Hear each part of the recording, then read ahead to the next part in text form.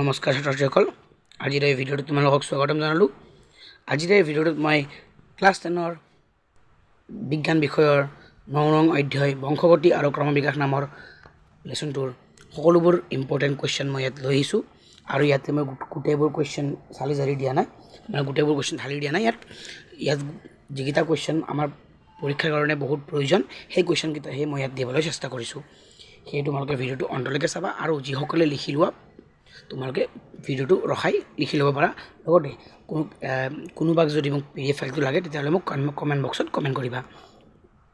এতিয়া এই চেনেলটোত যিসকলে নতুনকৈ আহিছে সেই সকলোৱে যাতে মোৰ চেনেলটো ছাবস্ক্ৰাইব কৰি বেল আইকনটো ক্লিক কৰি দি, লগতে যদি ভিডিঅ'টো ভাল লাগে তেতিয়াহ'লে লাইক কৰি দিবা।